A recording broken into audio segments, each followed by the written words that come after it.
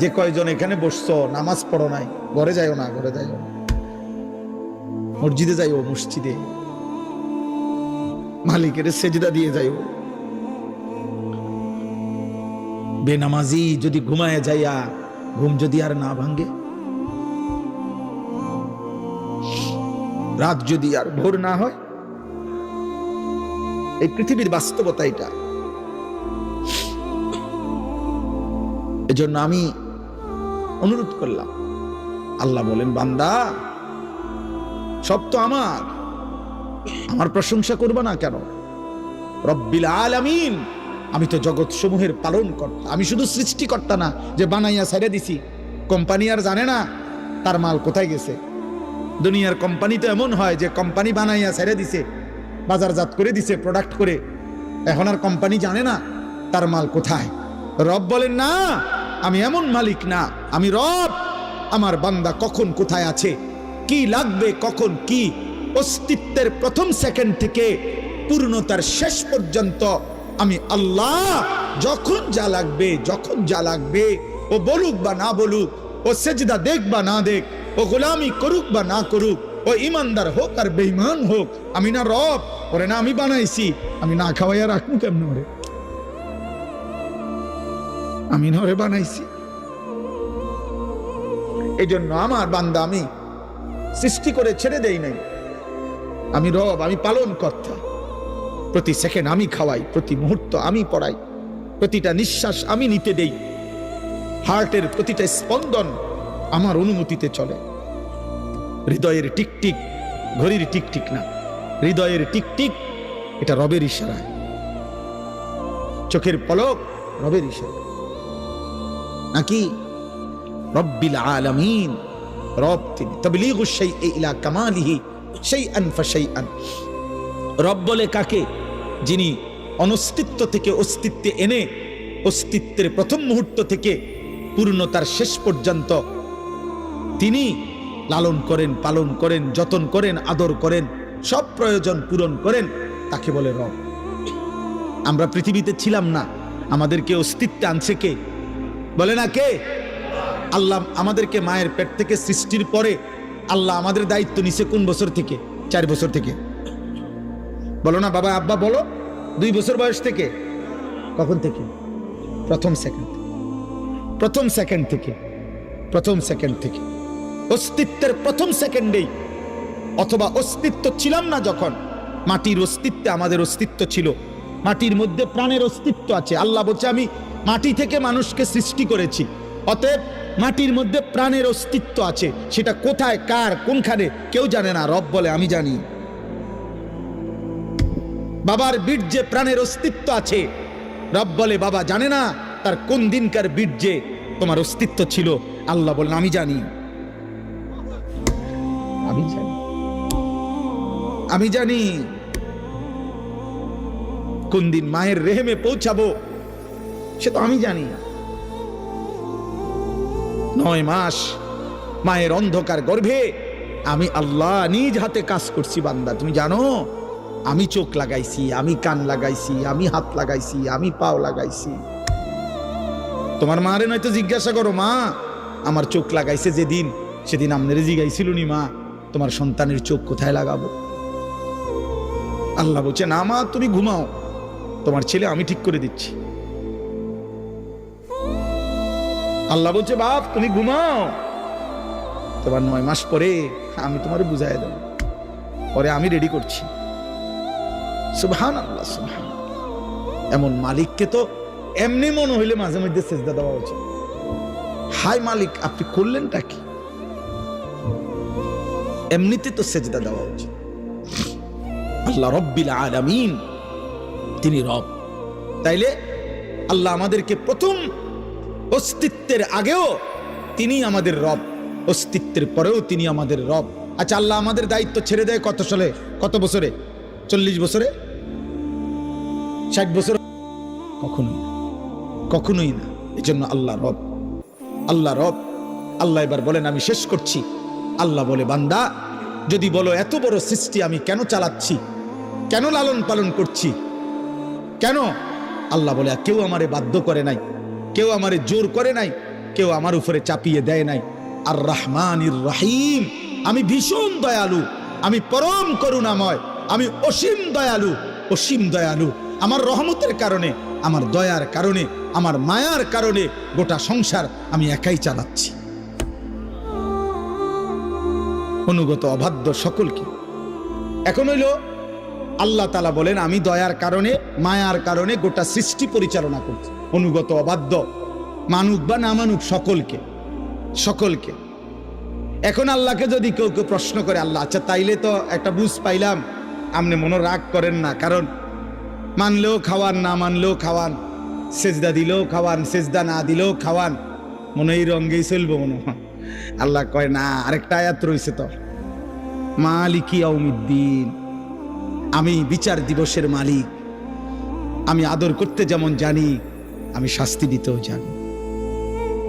বাদশাহ শুধু আদর করে না, বাদশাহ শাস্তিও দেয়। কি?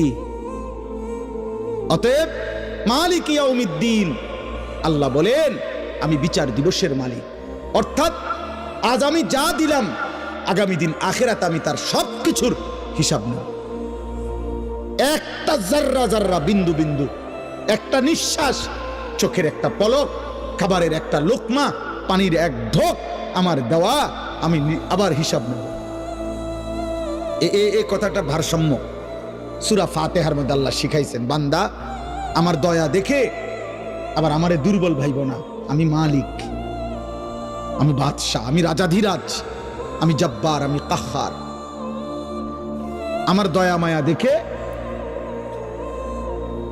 কি করো না, তুমি আমার নাফরমানি করো না, আমি আখিরাতে হিসাব। তাইলে কথা কি দাঁড়াইলো? আল্লাহ আমাদেরকে সব দিছেন দুনিয়াতে, আবার আল্লাহ সবকিছুর কি নিবেন? কথা বলেন না।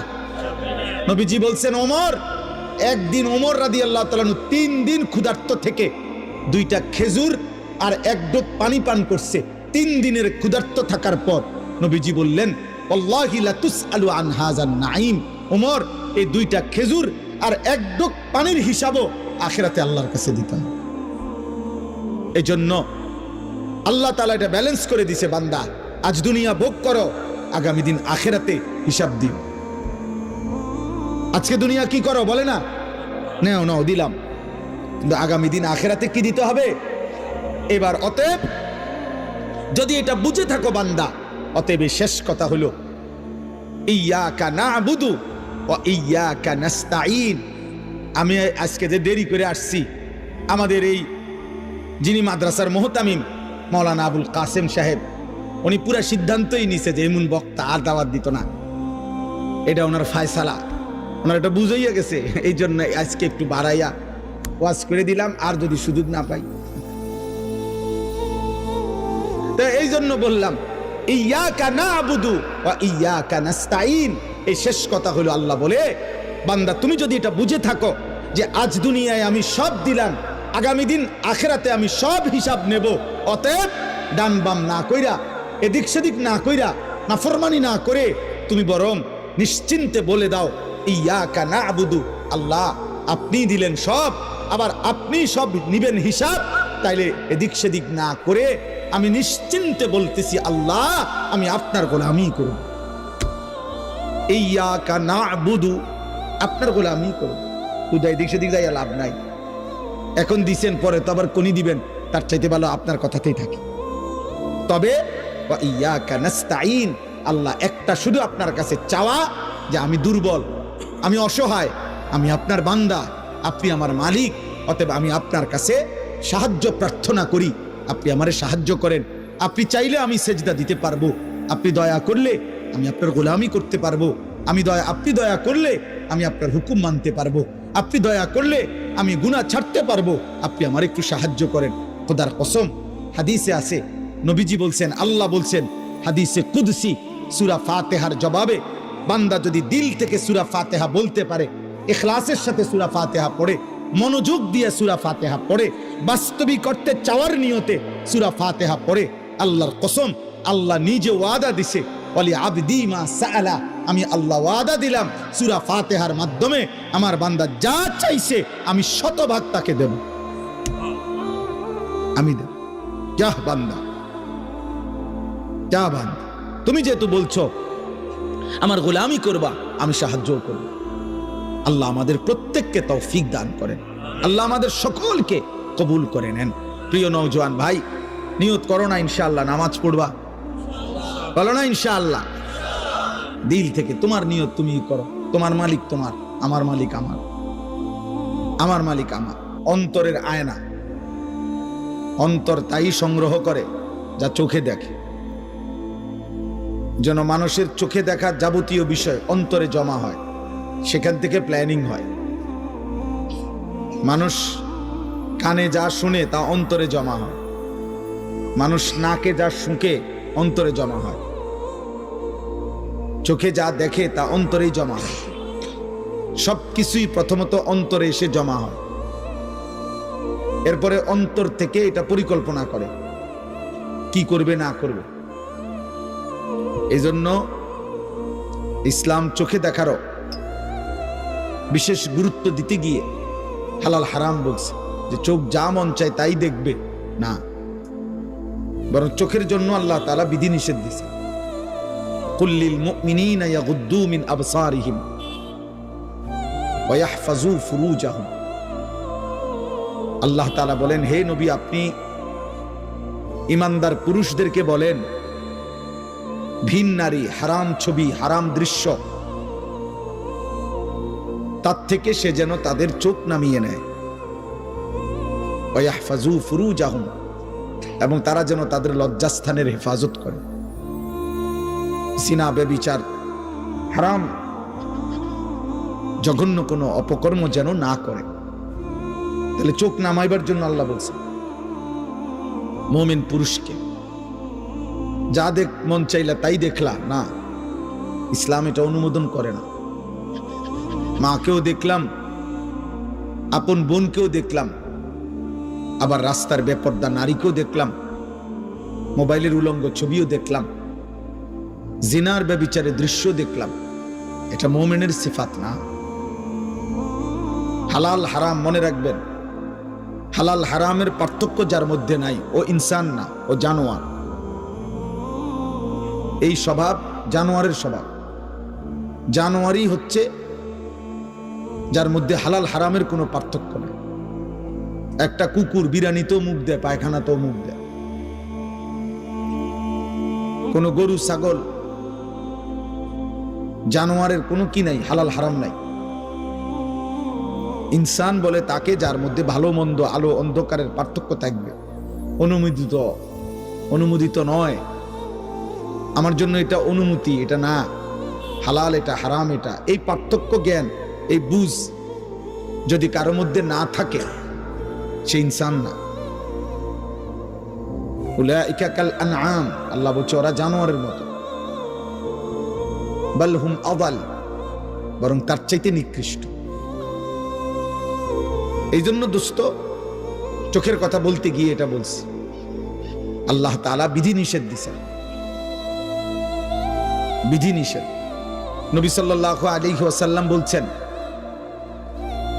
মান নাযারা ইলা মাহাসিনি ইমরাআতিন আজনাবিয়্যা সুব্বা ফি আইনাইহিল আনিক ইয়াউমাল কিয়ামা। নাউযুবিল্লাহ। নবীজি বলেন,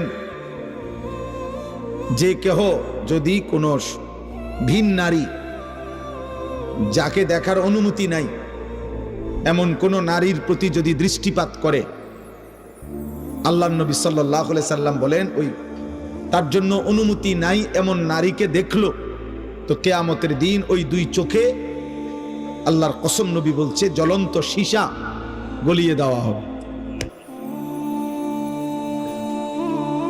জ্বলন্ত সীসা গলিয়ে দেওয়া হবে। অতএব এটা ভয়ঙ্কর শাস্তি, ভয়ঙ্কর শাস্তি। আল্লাহ তাআলা কোরআনুল কারীমের মধ্যে বলছেন, যে তার মনের ইচ্ছা মতো চলে আল্লাহ তাকে কতগুলো শাস্তি দেয়। এর মধ্যে একটা শাস্তি হলো ওয়াজআলা আলা বাসারিহি গিশাওয়া, আল্লাহ তাআলা তার চোখের সামনে পর্দা ফেলে দেয়, ফলে ওই নাফরমানার হালাল হারামের পার্থক্য বোঝে না, হালাল হারামের পার্থক্য বোঝে না। এটা পাপের শাস্তি, এটা মনের ইচ্ছা মতো চলার শাস্তি। আফরাআইতা মান ইত্তাখাযা ইলাহাহু হাওয়াহু ওয়া আদাল্লাহু আল্লাহু আলা ইলমিন ওয়া খাতামা আলা সামইহি ওয়া কলবিহি ওয়া জাআলা আলা বাসারিহি গিশাওয়া। এখানে দেশ বিখ্যাত হাফেজে কোরআনরা বসে আছে পিছনে, আপনারা জানেন না। যিনি এতক্ষণ বয়ান করছেন এখন উনি নিচে বসে গেছেন, আল্লাহ ওনারে বরকত দান করেন।